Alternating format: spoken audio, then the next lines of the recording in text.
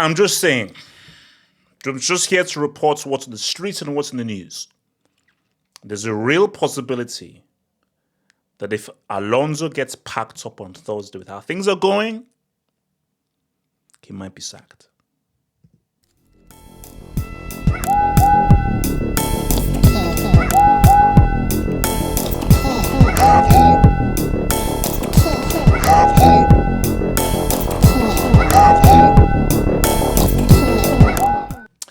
It's looking real, bro.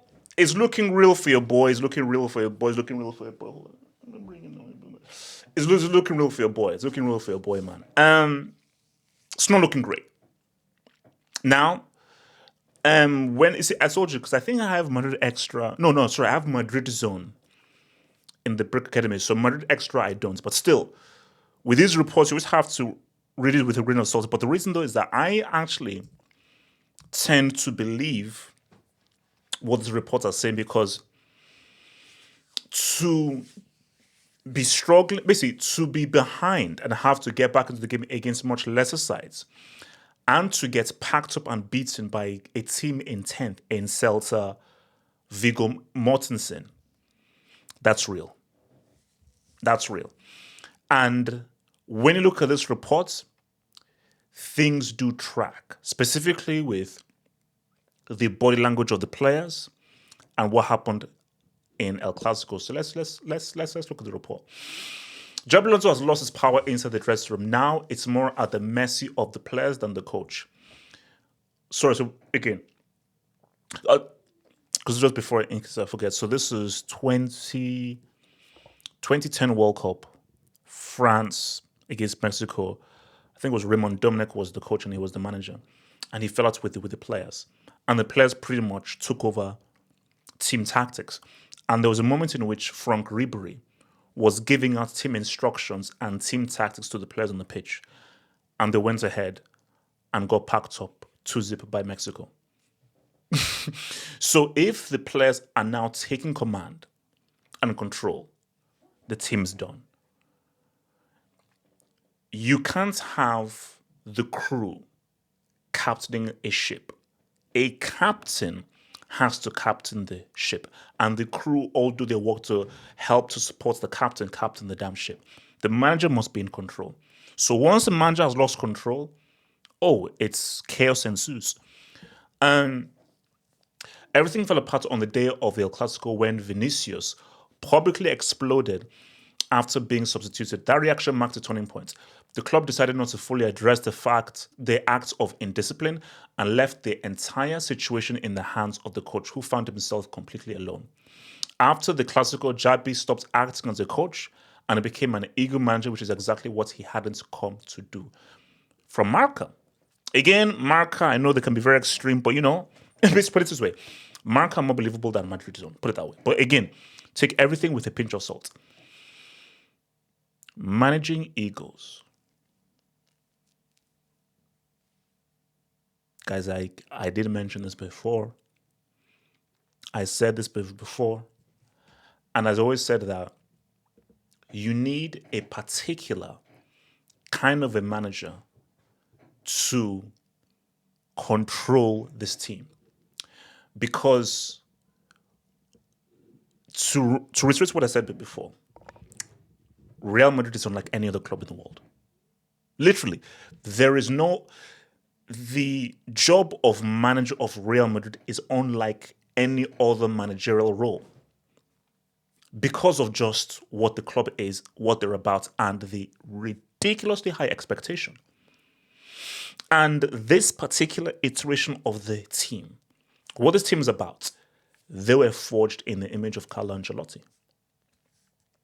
So when you're coming to Real Madrid, it's not just about being a manager. It's really about managing egos. So for Real Madrid, it's not about tactics. See, the mistake people made is, Carlo Ancelotti, he's a tactical brick. He doesn't understand tactics. He's a geriatric. Let's bring a proper tactical manager who really knows how to play the modern way. That's all well and good. But the issue, though, is how this team can operate to success is not about tactics. It's about managing egos, managing personnel, and these individuals will find a way to win. Real Madrid don't win tactically. They win through individual brilliance. That's just how they win. Sometimes you need him to employ tactics, as Ancelotti did in the second leg against Man City, where they went full on haram. But for most of the time, the way this team is, they're a moments team. They're a moments team. Because at the end of the day, the beauty about football is there isn't one way to win. You see, this notion that's the way to win right now is you have to play out from the back, your defenders have to be good on the ball, you have to have a false nine, you have to counter press, you have to play. No. That's just a tactic. The beauty about football is there is no one singular formula of how to win or how to play. If a pragmatic team can beat an all-out attacking team, an all-out attacking team can beat a team that plays balanced. A team that plays unorthodox can destroy a team that plays possession and counter press. That's just the beauty about football. No one tactic will win every single time. But what is important is figuring out the players you have, the team you have, and what is the best approach to get the best results out of these sets of players. That's all that matters. It's not how you win, it's whether you win. So rather, no, you must win my way. No, it's about winning. And Real Madrid, it's not about style of play no, it's about winning. And if you don't win, you get sacked. And as I said, that's Xabi Alonso. He's a good manager, he's a good coach. He was wrong for this team. And the biggest mistake he made, and I think it's the article says it though, is Vini. Alonso, you see, again, Real Madrid is a special cocktail. You can say it's not about how things should be, it's how things are. Oh no, you should respect the manager. If he gets subbed, you should be accepted. Or you shouldn't be accepted. I get that, that's all true. And that is how things should be. But this is how things are. And how things are is that Vini is a two-time UCL winner before you got here, Xabi Alonso. He won the league before you got here, Xabi Alonso. He means more to this iteration of Real Madrid than you. Yes, you may have won stuff as a player before, but you are not Zinedine Zidane. You are not. And you never will be. You are not Carlo Ancelotti. You are not. And most likely you never will be. So you have to come here and understand what Vini is and his role in this team. And as that article said, they didn't back him when he did that to Vini. Because this team understands what Vini is. Because when you go into any workplace, you have to understand the culture of the workplace. Oh, I can tell jokes here. Oh, the boss likes a few jokes. Oh, okay, fine. And that's all good. Oh, okay, this boss doesn't like to joke. Oh, these guys don't like to joke. Oh, they like to really work hard. Okay, so maybe I can joke here and there, but I can't joke too much. You have to understand every workplace has its culture, and you have to understand and be cognizant of the culture of what the workplace is and what that environment is. So Alonso can think that, oh yeah, I was doing the right thing, putting my foot down and saying, I'm boss. But that will work in probably 99% of other clubs. But at this club, you have to understand the team dynamics. You have to understand the culture of the club. Because at the end of the day, guys, let me repeat, it's not about winning the right footballing way. It's about winning. It's about winning. And for this club, you have to understand that what do I need to do? What buttons do I need to press on Vini for him to produce to help us win? Because Vini is vital for helping us win. And I have to get the best out of it. That's a fact. Look. Boys under right pressure. Like as I said again, I cannot imagine a scenario where Messi's daddy is trophyless for 2 seasons in a row. That's insane.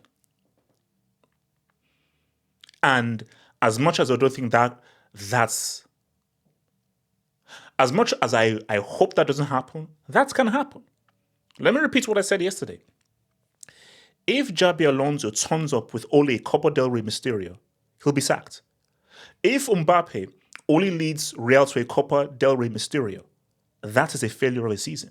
I'm sorry, Real Madrid only winning a Copa del Rey Mysterio.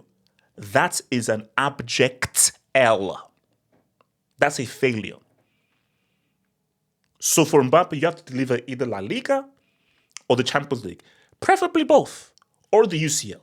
But ideally, you've got to deliver the league and the Champions League. You have to. If you don't deliver either the Champions League or La Liga, it's a failure of a season for Real Madrid. And Mbappe knows that I've got to keep scoring. I need to score these winning goals.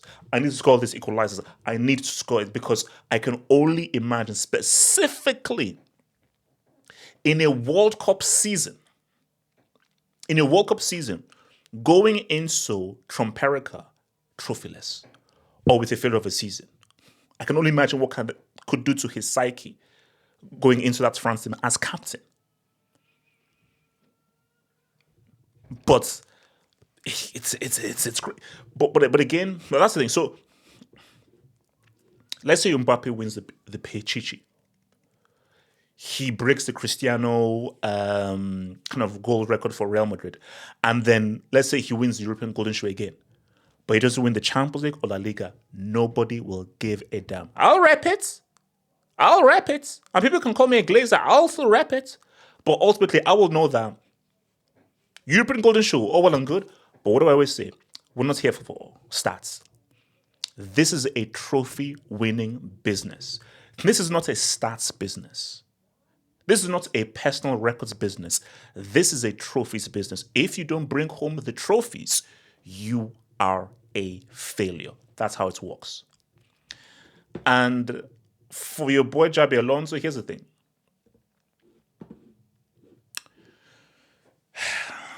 Real Madrid are at home on Wednesday against Man City. A City team, not great, but they're scoring goals. Twitch, join me on Twitch. We'll be doing a live watch along on Twitch for that game. I see City beating these guys. I can see that happening. I can see goals in that game. The nature of Xabi Alonso's loss, he might be sacked on Thursday morning. So that game on Wednesday, which I don't think will determine whether they get top 8 or in the playoffs for the Real Madrid, but just based on the nature and how they lost against Celta Vigo, ref or no ref tax, ref went crazy, is what it is. But based on the nature of how they lost to Celta Vigo, if they get packed up by Pep, Catalonia's son, at the crib, Xabi Alonso may wake up on Thursday morning to "You're fired." Shout out to Vince McMahon. So,